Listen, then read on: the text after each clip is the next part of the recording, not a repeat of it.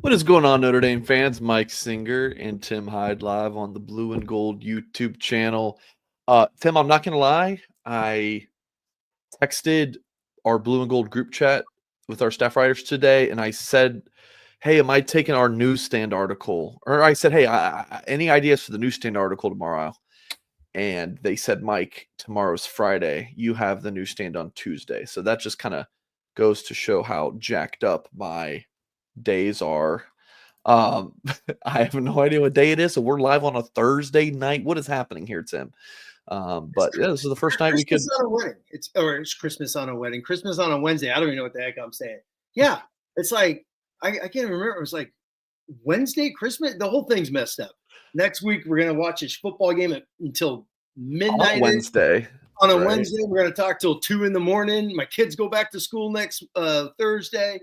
Oh yeah, that's gonna be awesome. I'm gonna have I got 3.5 hours of sleep after I unwind after the Sugar Bowl. I gotta make PBJs and get the Cheez-Its prep. So that's gonna be a fun morning. But hey, as long as they get a W, I'll stay up all night. I don't care. I'll make sandwiches at 2 a.m. Oh yeah, that'll be tough if they lose, and then yeah. As life goes, man. Tough it up and move on, right? All right. We do have a ton to talk about. So, folks, please hit the thumbs up on this video. Subscribe to the YouTube channel, of course, to get more content from the Blue and Gold staff. We'll have a call-in show tomorrow. I'm pretty sure I'm live with Goolsby on Sunday, so we'll get a lot of his thoughts. And then, yeah, we'll have a lot more throughout the next several days leading up to the Sugar Bowl. Really looking forward to that. January 1st, 8:45 p.m. Eastern Time kickoff. So we're going to talk some Notre Dame, Georgia.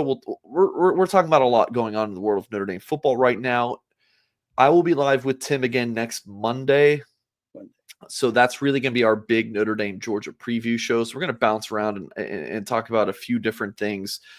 Tim, I did want to start with Notre Dame landing some new portal commitments. We didn't expect much news for Notre Dame in the portal, but then, some things kind of transpired. Notre Dame made some, updated decisions. The Irish said, hey, after Indiana, we're going to, start this thing rolling. So, Tim, we're going to talk about all four. We did talk about one of them in a previous show, but we're going to just rehash him as well. But let's start at the receiver position. Will Pauling, a former Wisconsin Badger who originally signed with Cincinnati under Mike Brown and, several Notre Dame guys like Chad Bowden, leading that recruiting office. And then Pauling leaves Cincinnati to go to Wisconsin to follow Mike Brown. And he's followed Mike Brown once again to Notre Dame. So Pauling had an okay year in 2023, and he battled injury late in the season, but comes to Notre Dame with 129 receptions for 1,372 yards and 9 touchdowns.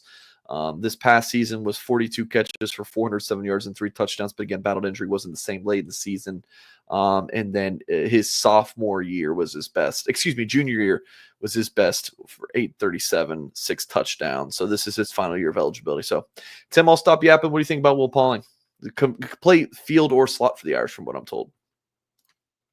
Oh yeah. I mean, solid player. When you watch him, I forget. It's funny. I remember watching the LSU. The Wisconsin LSU bowl game when Wisconsin was gonna. Obviously, I think every Notre Dame fan was rooting for Wisconsin that day against LSU, and obviously LSU comes back and wins the game. But Pauling just tore it up that game. Wow, what was his stats? I know he had, here you go. 8 catches for 143 in that game. Scored a touchdown, maybe even 2 in that game. Watched some of that, seen some of his highlight films. Solid football player. He's, probably under 6 footish or so. He's a lot like, he looked like Jordan Faison, tell you the truth. Same type of body.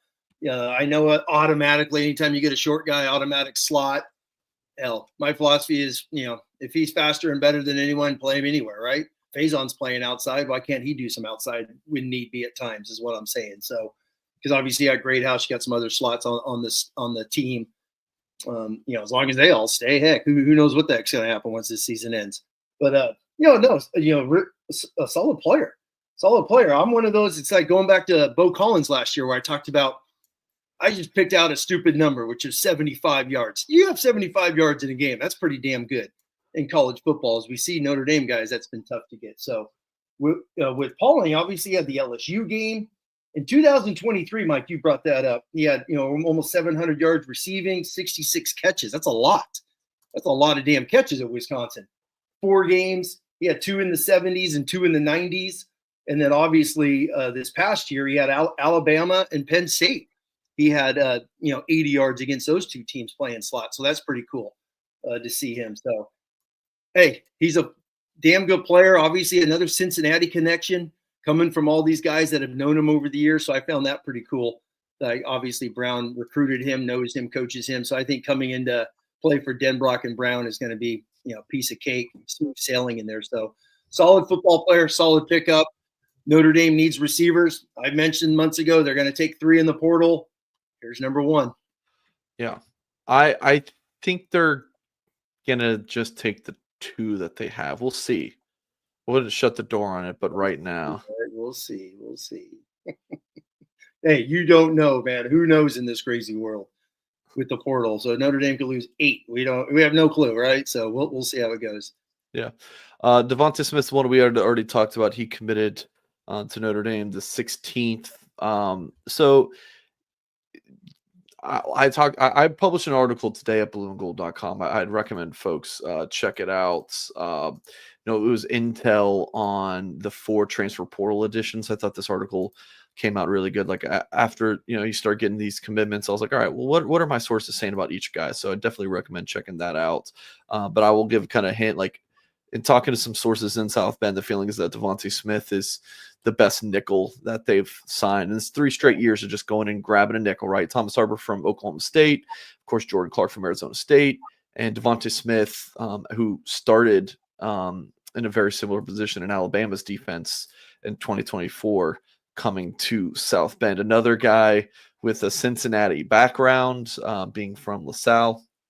Yep. In that Catholic league that Tim absolutely loves. And yeah, it's going to be interesting, Tim, when some of these Cincinnati connections for Notre Dame start to dry up, whether it's they've signed or all the players that they originally recruited from Cincinnati go on to other they're done playing college football, or they've cycled through all the coaches they've already worked with. And I don't know what Freeman and company are going to do. Well, you still, let me take 2 seconds on that. That's a great point, but you still have the I was half connection. joking for what it's worth. I know what you're saying, but at least you still have the connections to the area, to the region. Those have been strong with Notre Dame for ages. So those aren't going to go away. And especially Notre Dame, as you know, they make that area a priority. So they're always out there working their tails out, trying to get those guys. But real quick on Smith, we mentioned this when he committed. I went back and looked at Pro Football Focus grades of the past nickels, even going back to Bracey in 22 being the first year with, even 21 and 22 with Freeman as the DC in his first year as the head coach. Smith is way better than those guys as far as coverage, coverage grades and all those things. Whatever you think of PFF, those guys actually do a pretty good job watching film and grading it and things of that nature. So coming into Notre Dame, he's a higher rated prospect than Harper and Clark. And we know those guys are damn good nickels. So, man, if you're going into the portal every year and you're looking for an elite NFL caliber nickel, sign me up. Go do it each and every year. So Smith is coming. And real quick, I was reading some of the Alabama stuff. They're not happy because they fully expected him to be their nickel again next year. So this was a blow to Alabama and a big pickup for Notre Dame here. That go take a guy out of Alabama is awesome. Okay, one's fascinating. This was the one that we got on Christmas Day, which personally was not happy about. I don't want to be doing any kind of work on Christmas Day, but it's okay, Ty. I forgive you if you're apologizing. But Ty Washington, interesting, Tim. 2 years of eligibility remaining. Yes. I can't remember. Is he a grad? I don't know. I just read he has. His whole class right there is obviously being a 2022 shows you he's got 2 years. So, he's in the same class as Emil Wagner. So you got to look at it like that. Yeah, he could leave out for next year, but he could play at fifth. I just can't remember if he is coming as a grad transfer or not. Uh, he might be one of those who needs to, um, the Bo Collins thing. I don't know. I'm gonna dig on that. I'll post an update. But anyway, so he does have 2 years of eligibility remaining, which is interesting, Tim, because you look at his production at Arkansas, it wasn't great. But two big things here. One, he does have 2 years of eligibility. If this were a 1-year rental, it might be kind of strange, but he does have 2 years, just like Devin Ford. Remember, Devin Ford came with 2 years remaining. Yes. That's a nice bonus. And the other thing is, I don't think Notre Dame needs Ty Washington to come in and be the guy. I don't think that's kind of what they're wanting or asking. They love Eli Raridan. They love Cooper Flanagan. From what I'm told, Ty Washington he's 6'4", 230 pounds. They like what they've seen. And you get him for 2 years and, he can run. A decent player. Don't need him to be number one guy. Get him in there, be a body, contribute in that room. And, James Flanagan, you might not, I don't know what that holds for James Flanagan, because I thought James Flanagan was going to play a lot this year. So I don't know what that means for him, but hey, James Flanagan's going to play a lot of football for Notre Dame. Oh, gosh, yeah. But anyways, Ty Washington, what do you think about these things? Yeah, no, Washington, you got 2 years. Interesting. You start reading about his recruitment. I always like to go back in his recruiting. Well, guess where he took an official visit back in the day? University of Cincinnati. And Mike shocker. And Mike Denbrock was coaching tight ends at Cincinnati and recruited him. So that right there was like, oh, there's another connection. There's the Mike Singer's Cincinnati drying up connection. But I found that interesting. Hey, you're getting a damn good football player out of the SEC, a guy who's played SEC football games. So good looking athlete. He's not scrawny at all, not, chubby, slow or whatnot. Really good football player. And Arkansas is not known for their elite quarterback play. They're run, throw the ball, some play action on the outsides and things of that nature. So there's a connection there with Denbrock, the staff, obviously, back from, going back to those Cincinnati connections. So it's another positive. They need bodies. I know. And we constantly talk about nickel, safety, obviously wide receiver, D tackle. But I know you and I talked about tight end as a possibility just because of the numbers. Mm-hmm. Evans is gone, Bauman's gone. Flanagan. Flanagan's going to be a junior next year. Eli's going to be a senior next year. Larson, we have no idea about. This guy looks a lot bigger, faster, stronger than Larson. Obviously, you got Flanagan coming in as a true frosh. So body-wise, you need a body. So I think this is a huge pickup, especially you got 2 years out of him. Yeah. In terms of his dismissal from Arkansas, I from what I was told, he got a pretty raw deal, and you can read about this. Like, he's talked about this. I want to say his grandma was either really ill or had just passed away. And the coaches want to throw him in. I want to say it was garbage time in a game, and he declined. He just wasn't in the right headspace to go in and play football, and he got kicked off the team for it. So that is, I am sure if Notre Dame is taking him, that they have done a ton of research. So I'm not concerned about it at all. Yeah, I'm with you. I read that as well, and as someone who's obviously coached and players not in the right headspace, a death in the family, something shocking. Player asked, can I take this game off and whatnot? But yeah, to get kicked off the team. I mean, obviously we're not there and on the sidelines. We don't know what happened and whatnot, but you just read between the lines, man, give the guy a little benefit of the doubt sometimes, but life happens. So he leaves. Notre Dame's gain, good looking football player. And I mean, there's nothing wrong with him because obviously they looked at a second tight end in this class as a true freshman, as they bounced around, looked at a couple bodies. So this is just kind of like getting an older vet in that group now to go along with Flanagan. So I think it's a positive. Our friends over at Prize Picks are sponsoring this week's Notre Dame football show. And I have to tell you, testing my skills on Prize Picks all year round is the most exciting way to play daily fantasy. Quick withdrawals, easy gameplay, and an enormous selection of players and stat types are what makes Prize Picks the daily #1 fantasy sports app. If you have the skills, you can turn $10 into $1,000 with just a few taps. You just select 2 or more players, more or less on their projected stats. and you can win big. PrizePicks offers all sorts of cool weekly promotions that can lead to big payouts like Taco Tuesday, where each Tuesday of the week, PrizePicks discounts select player projections up to 25% to provide even more value. And often it's via a Twitter vote as well. So that's always fun. I'm always voting on those. So download the PrizePicks app or head to prizepicks.com and use the code BGI to receive a guaranteed $50 once you play $5 in lineups. PrizePicks, daily fantasy sports made easy. Let's see if I have here's my play. This is the game starting in an hour here. I got Jackson Smith over 49.5 yards and DJ Moore over or more than 5.5 receptions. So there is my Thursday night football play. Nicholas Webb. Not to get off topic, Tim, who's your favorite Notre Dame player on all time, both sides of the ball? Nicholas, we'll allow it, brother. Tim, what you got? Oh God, this is easy as could be. Offense, Aaron Taylor. I'll watch Aaron Taylor highlights forever. And defense, Chris Zorich with my wild card, Manti Te'o. And special teams, I'll go Hunter the Punter Smith just because he's got the greatest Notre Dame nickname ever. So, and he was a hell of a punter, all pro with the Indianapolis Colts. So now, if you would have said like Zibby for special teams guy, right? We could have said Zibby for that, right? You would have. Yeah, I'm going true. Then we would have had 3 of the 4 had made appearances on this YouTube channel, which is pretty badass. So close, so close. Yeah, Zorich we've had on multiple times. I need to contact him. Would you maybe?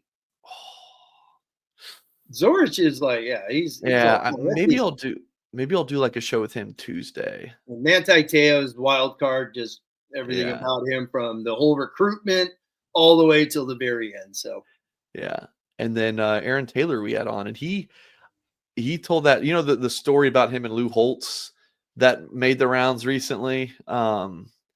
He did. Tim, you hadn't seen that? No.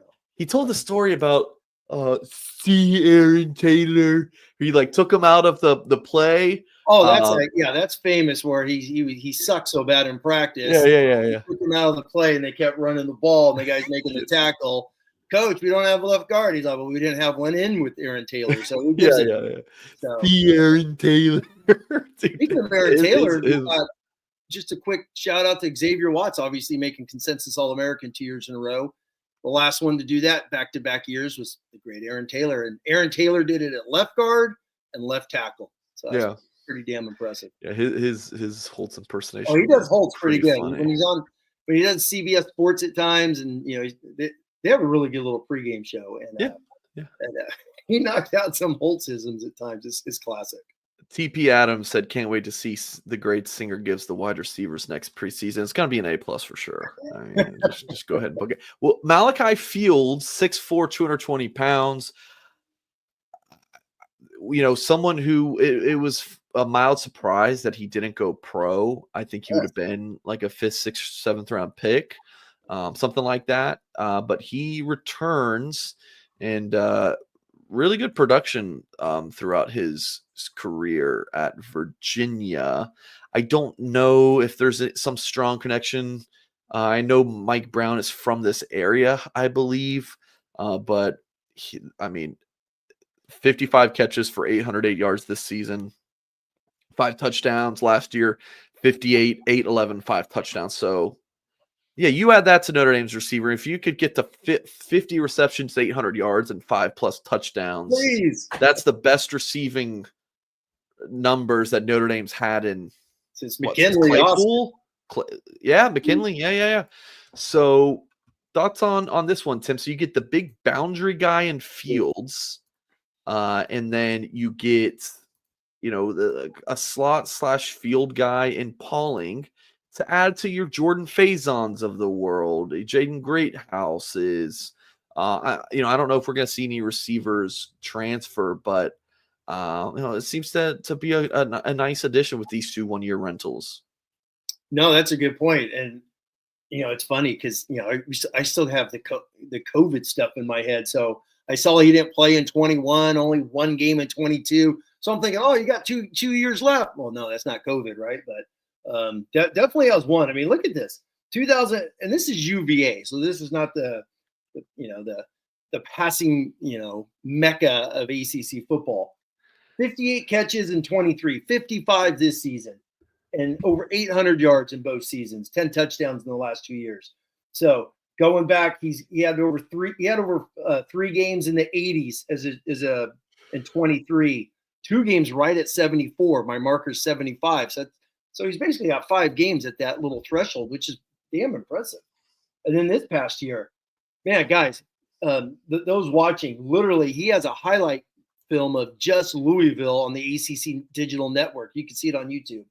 9 catches for 129, Wake 11 for 150, 3 games over 100 this year. Really, really impressive. And he had 81 yards on 4 catches against Notre Dame. So I remember watching him prepping when they were, going to play him. And I mean, he obviously stands out just aside. To me, he is Javon McKinley and Miles Boykin twins. Yeah. Those 3 in on the field, Fields, Boykin, McKinley, they all look the same, which means big, strong, physical, go up, high point, grab the ball, aggressive, big catch radius. They'll go up and snatch it, which, I mean, let's be damn honest, right? They're not throwing fades the last couple of years. No. They have Jaden Thomas is a hybrid tight end slot. Colsey's never been that guy. Collins is an intermediate, type guy, an out guy, a stop route type guy. He made the great catch. His biggest catch is the 20-yarder against A&M way back in game 1. So he's a legitimate. Yeah. That's what I say. McKinley, Boykin, guys that could go, make the big plays down the field. McKinley had a couple great ones in the Clemson 2020 season. So big pickup because you need a body. And the other thing, we don't know what the hell Notre Dame has in this freshman class. And the sophomore class is just Greathouse and Faison left, correct? Or in KK Smith, which we haven't heard about him in 3 months. So really, that's why I said 3. We'll see what happens with the portal. But two guys, man, that you just plug in right away are in the top 5 next season, going to play a hell of a lot of minutes. Yeah, love it. It's a solid portal receiver, solid portal haul so far. And just last time Fields, just to go back to your point, Mike, he is an NFL football player. Yeah, hoping. He's not a day 2 guy, which is second round or whatever, but he's a legitimate middle round, go catch fades, be that physical body in the run game and things of that nature in the NFL. He's an NFL wide receiver, and he had a good game against Notre Dame, 4 catches, 81 yards, I believe, which was the second most that Notre Dame gave up to a single player in terms of receiving yards. So, a nice get for the Fighting Irish. And this was a coveted guy. Like Notre Dame and Penn State were the 2 teams that really wanted him when he entered the portal, and Notre Dame won out for him. Then let's move along here, folks. Of course, hit the thumbs up on this video, of course, and subscribe to our YouTube channel. Ben Nichols from Davison, Michigan, committed to Notre Dame. He's in the class of 2026. So we're switching from portal to high school. Nichols committing to the Fighting Irish over Wisconsin, Penn State, and Tennessee. Also had a handful of other offers. 6'5", 315 pounds. Nation's number 209 overall player, number 16 interior offensive lineman. So, Tim, why don't you tell us about him? You told me you've been watching him for a long time. You didn't need to rewatch his film for this, but tell us what you think about Ben Nichols. No, I mean, he's been on the radar since Pot of Gold Day. I know Kyle Kelly went and watched him live this past season, sending me clips and things of that nature. So that was awesome getting some of those from Kyle. Thank you much for that, Kyle. He is playing left tackle. He will play left tackle never at Notre Dame because he is a giant offensive guard. He is going to go play inside and never leave inside. He is going to be an A and B gap blocker. To me, the first guys I thought about instantly were obviously Tommy Kramer. I thought of Chris Watt back in the heyday, the early years of Brian Kelly. Chris Watt was just thick. You watch Ben Nichols, man, big shoulders, big frame. I mean, he may look like Aaron Banks when he's done, like at 330-ish, just living large on the inside. So big fan of him. When I watch offensive linemen, some of the first things I look at, obviously, I always talk about just get off and how, the explosiveness out of the stance and does he stand up? And he is pads over toes, meaning I am striking with my shoulder pads and my hands inside and a lot of violence. And that is definitely something you see right here. So he's not going to play tackle, as you see right there, a little shaky, but inside, this dude's strong all day long. So I am really looking forward to him. He's just mauling people. And my philosophy is, hey, get in the weight room. I mean, look at right there. Look how skinny his stance is. His toes are under his armpits, which means he's got a lot of power. And to me, when I see stances like that aren't giant wide, I'm like, dude, I bet you this guy's a squat maniac in the squat rack in the weight room. So I could see him throwing up 500 pounds with his eyes closed, which is nice. So he's fun, man. I'm excited because I just see guard. I compare him, like I said, to Kramer, to a little. I don't think he's definitely not as fast as Alex Bars, but that size, that giant interior offensive guard. So damn good pickup, man. Notre Dame's got two monsters to build on for 2026. And my philosophy, man, just let these guys eat, lift, go to class, get your butt kicks on the practice squad, and we'll see where you're at in a couple of years. And I could definitely see this guy playing someday on the interior.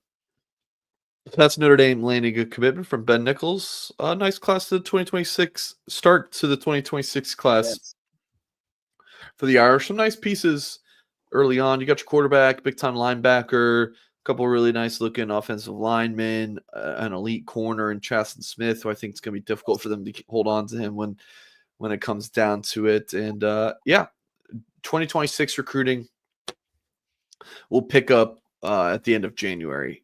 You put a teaser. I haven't clicked on it yet. I saw you had a teaser out there about some 26 offensive tackle. And I'm like, oh my, there he goes. He's keeping us in the loop, keeping us in. Yeah, that recruit just texted me too, by the way. So it's nothing crazy, but so much guard talk / just interior line talk. There's one tackle that they're actively recruiting in the 26 class that they've offered. One. They've only offered two. So the other guy is not talking to Notre Dame.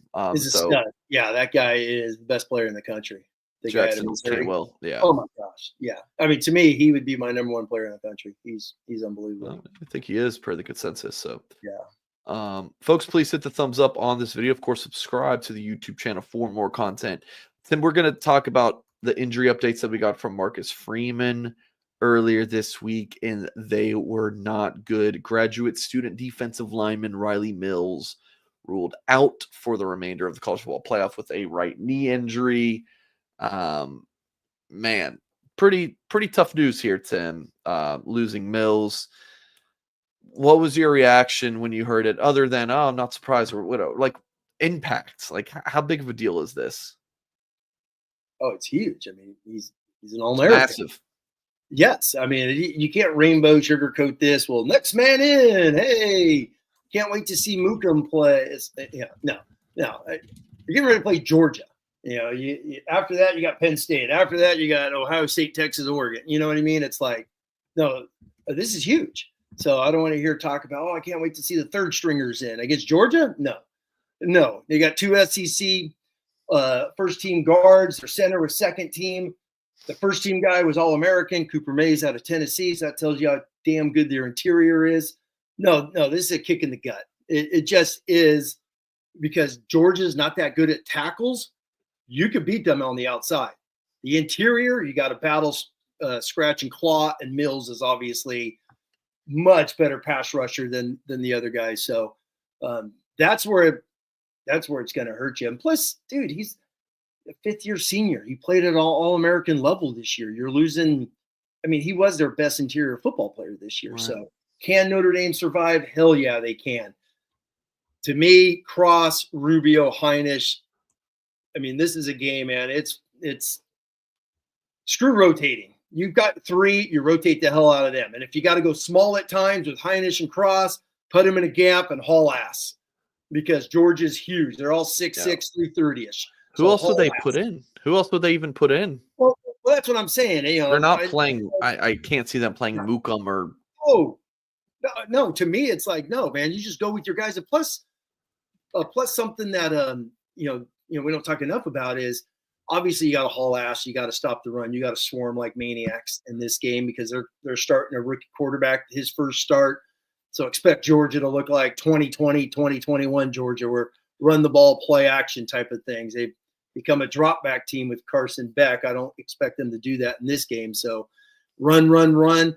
But if you could get them in 3rd and long, we know Notre Dame wants to live and dime. And when they go their 6 DB package, they only play 1 down guy. So that gives you a little, how many reps can they get into dime to take out a D tackle just to keep someone fresh. So, but Heinrich plays hard as hell. Cross is back. Cross played outstanding against Indiana. And Rubio's a big dude who is violent as could be. So Rubio could definitely comes in there. It's the reps. He's been kicking ass for 25, 30 snaps. Can he do it for 65? Yeah. That's the thing. So, when you look at, well, his PFF might be better than Mills. Yeah, he's playing 30 snaps less a game. So it should be. But it's a kick in the gut, man. It really is. Just because to me, when I watch Georgia, the strength of is their inside, is their interior, especially with Beck out. It's weird because if Beck was playing, I'd be like, yeah, you could get by because they've wanted to throw a ton with Carson Beck. With him out, dude, they're going to hand off 48 times. They are. Yeah. Hand off, play action, and throw a ton of bubbles.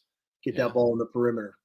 This just seems like one with the depth on the interior of the defensive line that this is bigger than just the talent that you lose in Mills. It's like, oh, now you're down to 3.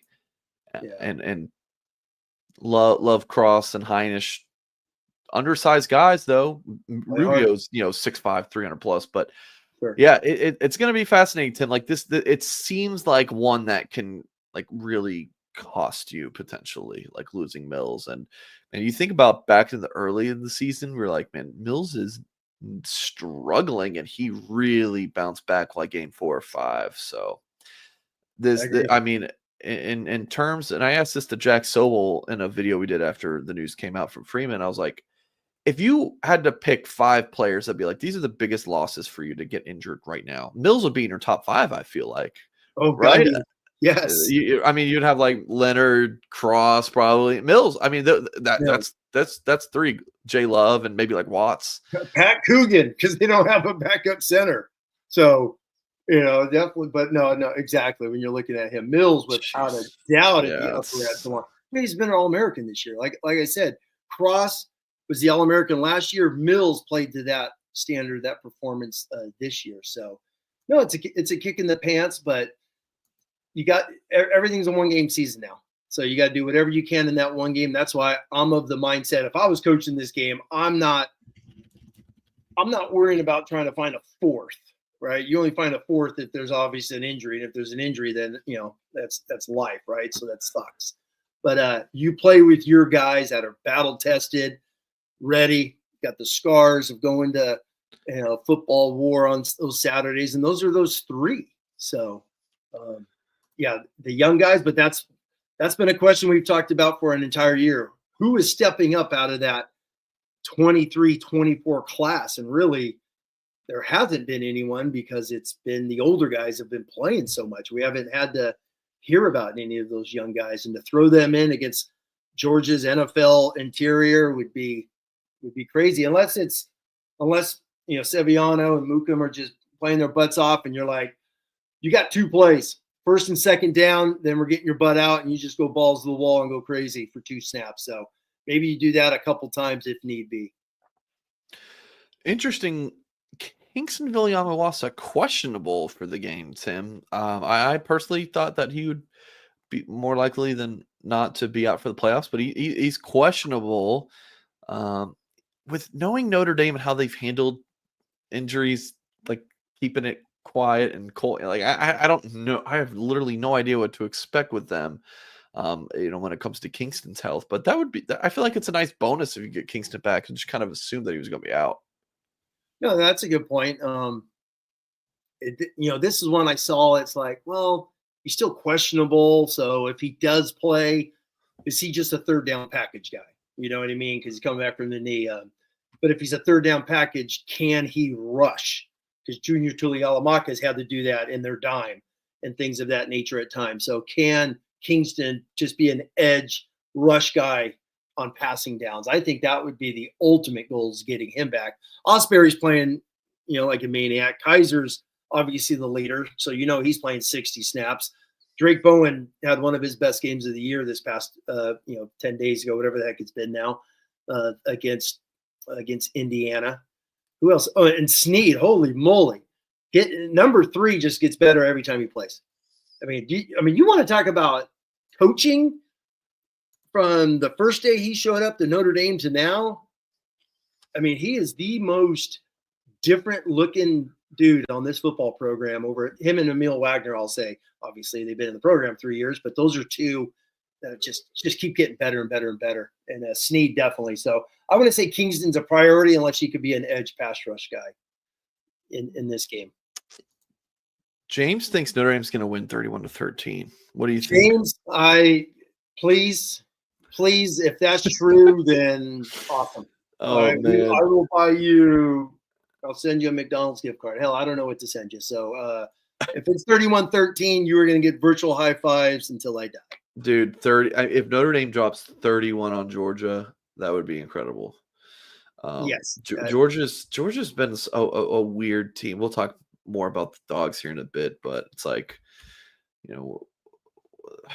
what team is it? The team that's going to show up, or is it the team that's going to get a coin flip against Georgia Tech in overtime, or get smacked against Ole Miss? You just never know what Georgia team we're going to get. Before we move on, Tim, offensive line, Spindler's questionable, and Charles Jagasaw is available. Tim.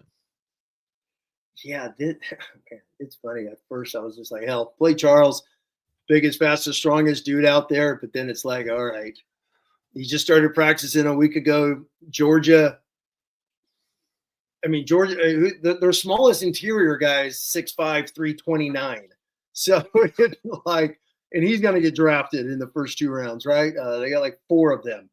They just really, I don't even know their names. They all look the same. They just rotate him in and just go out there and just stuff the egg out. But this is an interesting one, because Sam has just been an up and down guy. A lot of reps, obviously, a starter to start the season and things of that nature. But I wouldn't be surprised if Pendleton just goes, just because he's got the experience, the reps, and the calls and things of that nature. But if Charles is back, my first thing was the strength issue. Yes, he's out there, he's running around, getting his feet wet. What's his strength? Or has he lifted weights for a month? I mean, not the off-season level, but enough to get his base strength back and things of that nature, to where Lauren Landau says, no, he's fine. He's fine. Let him go out there, hit, and go get after it. So that's going to be an interesting one, Mike. I'm sure nothing's going to be released about that if he is in the mix, unless they're just going straight Pendleton, and going from there. But in a game like this, Charles and his size, his shoulders, his width in there, he's an offensive lineman who's a space eater as an offensive lineman. That's definitely one to think about. Folks, let's talk about Game Time, the fast and easy way to buy tickets for sports, music, comedy, and theater near you with killer last-minute ticket deals.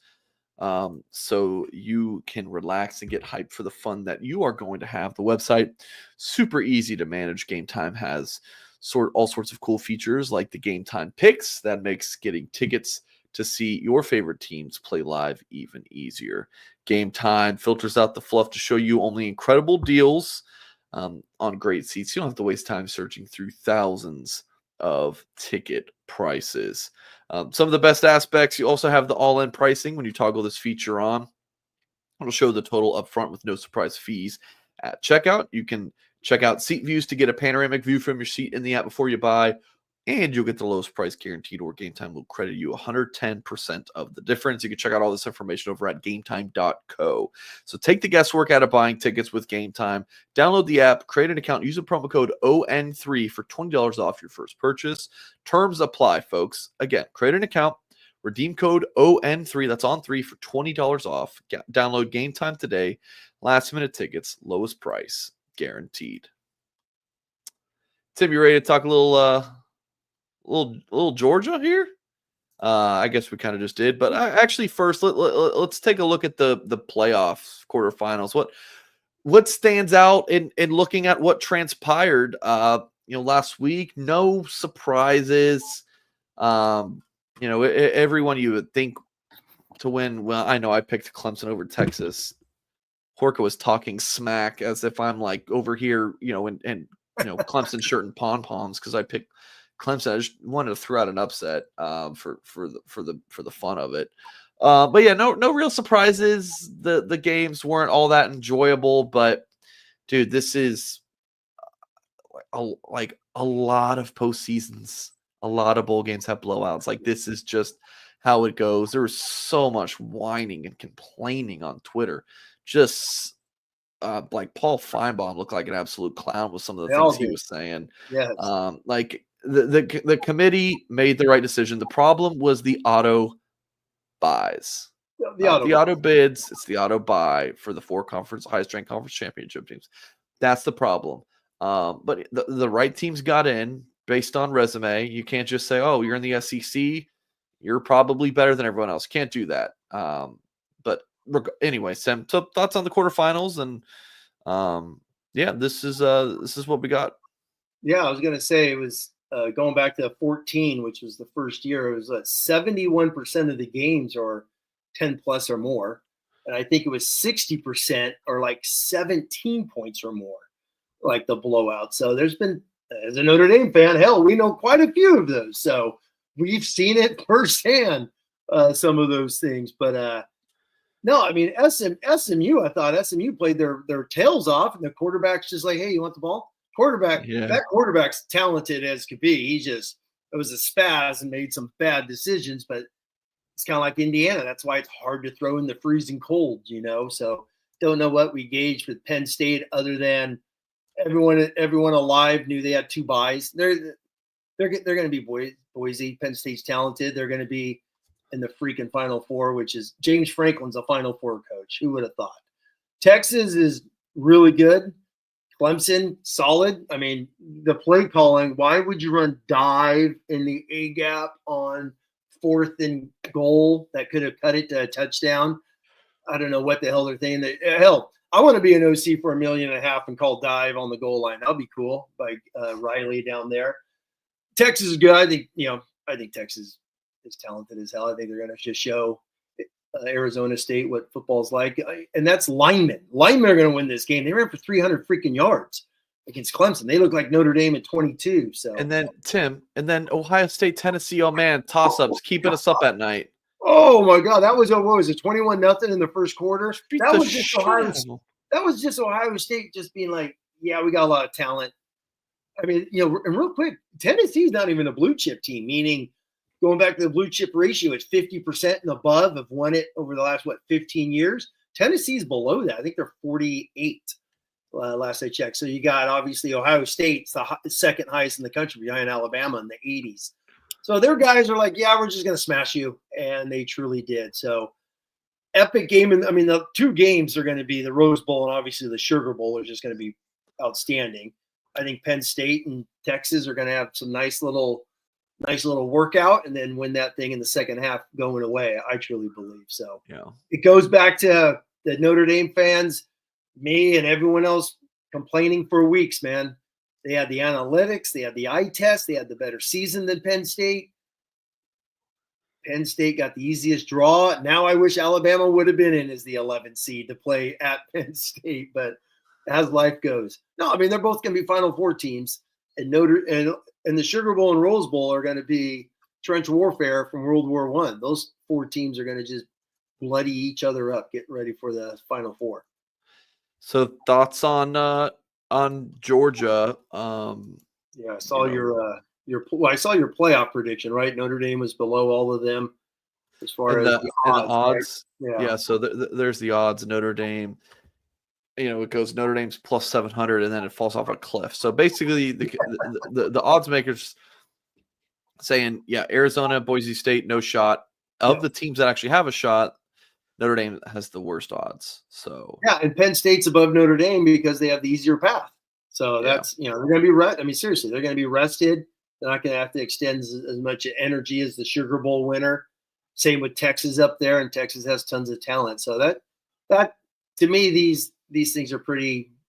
I get why they did them, but the Sugar Bowl, man, I got a bunch of stuff, and I know I told you I really want to dive into it on Monday, but just a couple fascinating things I've just seen in the chat, and everything people are saying in the chat is so darn true.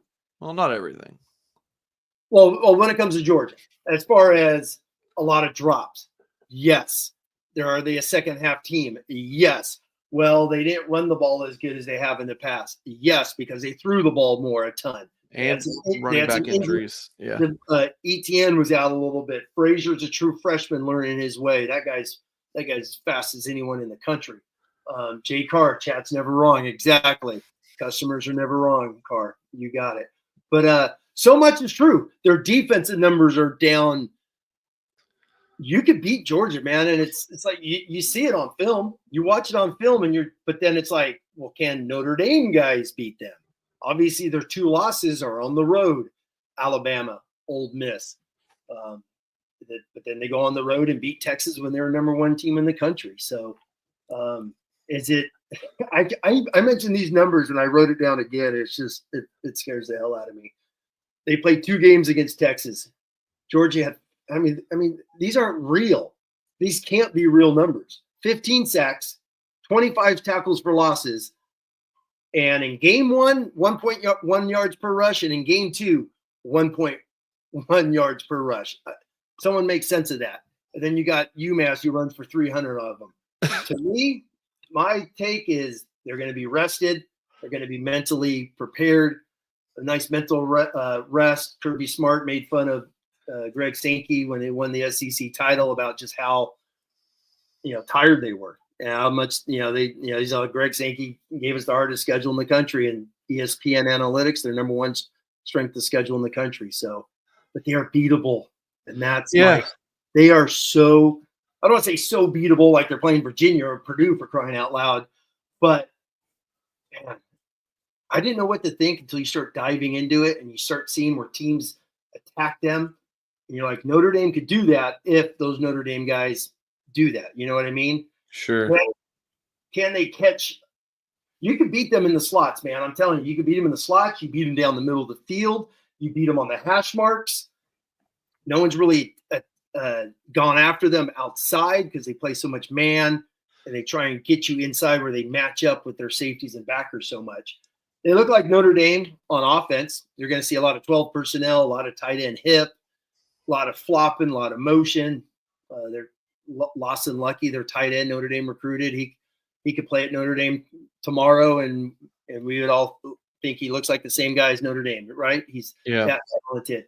2 running backs, and then and it could be just the name Georgia. You know what I mean, Mike? When you just say Georgia, and you're like, oh shit, it's Georgia.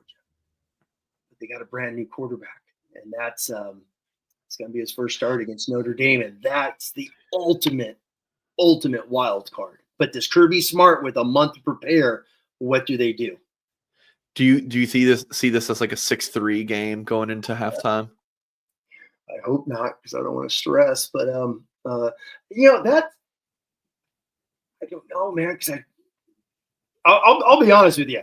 Yeah, but when this first thing came out, I watched a little bit of Georgia film. I'm like, how the hell is Notre Dame scoring 13 points? I just thought that, because I just don't know if Notre Dame has enough guys. You know what I mean? On the outside, it's always wide receiver with me. Because you could say Love and Price. Georgia's monsters. They're going to just load the box and they have the Buckus Award winner who's a better DN at pass rushing than he is at linebacker. And they're just going to be like, yeah, we're going to put 9 guys up here and beat us outside. If I'm Georgia, that's what I do. I put everyone up there. So can Notre Dame get enough push at times to break for Love or Price to break it, which they do every damn game. We know that. So who's going to make a play on the outside? And watching Ole Miss, watching obviously the Texas game, watching Alabama, but then you're watching Alabama and you're like, well, they got Ryan Williams. Notre Dame doesn't have a Ryan Williams. Yeah. Ole Miss has like 5 receivers that can catch and run. Who is that guy for Notre Dame? And that's what I keep going back on as someone who's watching film and trying to see what Notre Dame could do against these guys. Yep. It's a really interesting matchup. I mean, like Faison, what you saw from him against Indiana, he has to play. Like, you need one of those receivers to just step up and be a big target. We're going to need to see Mitch Evans. Mike Denbrock's going to need to call his best game of his life. He just has to. Because if Notre Dame does not have the weapons, Tim, to push the ball downfield, and look, we know deep balls, Tim. They're three components of it. You have to be able to block, you have to be able to throw it, you have to be able to get open / make a play. So man, how are those three things going to hold up? So if it's not just, hey, we're going to be better than you at football, right? You know what we're doing, or I know you know what we're doing, then you're going to have to scheme open and just get really creative. So Denbrock's key. And then, when Notre Dame's on defense, I just keep going back to the interior of Notre Dame's defensive line with Mills out. It's going to be a difficult game for the Fighting Irish to win, Tim. Oh God, yeah. I mean, they're the SEC champ. Oh my God, give me 5 seconds. You want to hear a number that's going to scare the hell out of you? Here's one right here. So from the beautiful year of 2020 to 2024, Kirby Smart has coached in 67 games. They are 61-6. Okay, 6 losses. 4 of those losses are to this team called Alabama. Yeah. So they lost to Florida in 2020, and they lost to Ole Miss, obviously, this year. Mike, they went 52 games, 5-2, 52 games in between Florida and Ole Miss, where they only lost to Alabama. They beat everyone else and their mother that tried to play against them.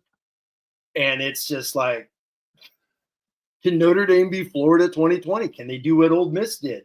I mean, they went 8-2, won the Peach Bowl, 14-1 national champs, 15-0 national champs, 13-1, only lost to Alabama, obviously destroyed FSU in the Orange Bowl, and then obviously the 2 games this year. So the one thing, and this is where you have Mr. Riley Leonard, and all you have to do is watch Jackson Dart, who played his tail off. Haynes King, right?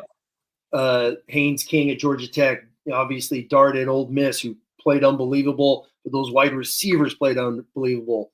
Milroe is just fast as hell. He gets in the open field.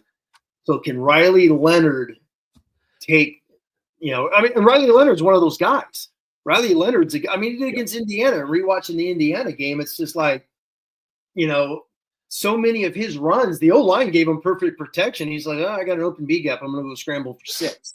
He only got pressured a couple times on the scrambles. He's like, I'm just going to take off and run. Can he do that? Because the way Kirby Smart and Nick Saban, those guys play defense, they pattern match so much. Their backs and eyes are turned to the quarterback because they're always reading routes. Can Riley Leonard just scramble and just cause havoc? He's one of those guys that give Kirby Smart, who gave Nick Saban trouble for years running quarterbacks. So that's something to where you just said it perfectly. Mike Denbrock's got to just be like, find a way to get Riley Leonard just to run around with his head cut off and go get yards. Yeah. Just cause them havoc. Tim, interestingly enough, I did a video with a Georgia reporter at On3, and we previewed this game from his perspective. It'll come out on Friday. It's really good.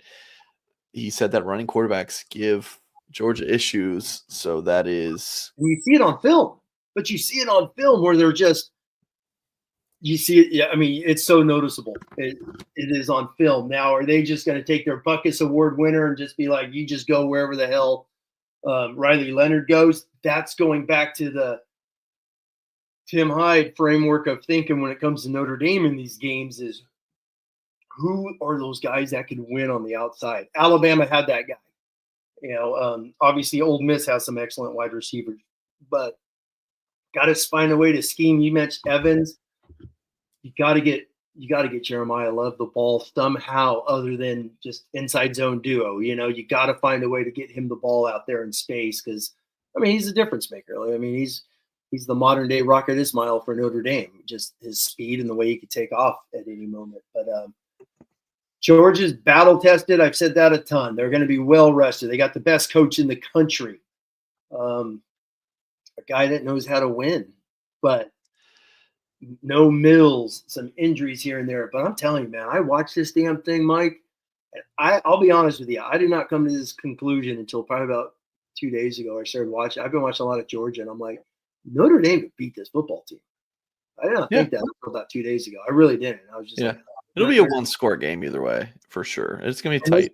And they can do it, man. They really can, especially on defense. The more I watch what they do on offense, I know they don't have Mills, but I think Notre Dame's just gonna play their asses off. I think they're gonna play so damn hard on D, and they know the game's really gonna be on them to where they're just gonna. They could do it, man. And I kid you not, I did not think that until about 2 days, and I'm like, holy crap, because I'm watching where teams attack them. And I know Denbrock sees this, and Notre Dame has guys that can make those same plays. It's like, just go do it. Are you picking Notre Dame to win? It's who knows? 19-19 right now. We'll see. Because this is like A&M, right? I always said first to 20 wins. This might be the same type of game. But then I'm watching Georgia. Make up your mind, Tim. Big, strong offensive line, 2 great running backs. They're going to be healthy. That's the other thing. For whatever reason, I know people constantly I keep hearing, shows or Notre Dame fans, well, Georgia Tech. To me, throw all that crap out. I think all that's meaningless because I think that was part of the wear and tear of this season. And I think that's done with. That's why I think this is a new slate for Georgia since really halftime of the SEC championship game. It's been a new slate. So whatever they did against UMass, Mississippi State, hell, they only beat Kentucky by 1 point. Kentucky, 4-8 Kentucky's horrible. Okay? I just don't think any of that stuff matters. I think it's a new season, a new game, but Notre Dame could definitely handle these guys. All right, Tim and I will talk a lot more about this game. Monday. I got some numbers I want to dive in that are just fascinating to where you see where Notre Dame could beat these guys. So I really want to get into that Monday with everyone. So Monday will be our big Notre Dame Georgia preview show. I will be live tomorrow, I think noon Eastern. I'm going to do a call-in show. We'll hear from you guys. So that'll be a lot of fun. So watch live, watch back. What time you going? I know A&M. Think about noon. You're going early. Do you think I'm spending my Friday night on No, I was going to say, are you going Friday night? Hell, I might have to put you on with the A&M game. Okay, gotcha. Yeah, I'll probably around noon. So for those for our unemployed folk, or folks working from home. The night shift crew, coming in. Yeah, there you go. Yeah, there you go. So that'll be fun. And we'll have a lot more coming out as well. Goolsby, I think Sunday. I don't know. I'm probably gonna text Chris Orch and see if he wants to do something here soon before the game, or So we'll have you covered here at Blue and Gold. Appreciate for everyone watching. Make sure you hit the thumbs up on this video if you have not done so yet. If you're listening via podcast, appreciate you. Just ask that you leave us a 5-star review wherever you listen to your podcast. That's going to end tonight's show. Go to blueandgold.com. Check out our work over there. And as always, we will catch you next time.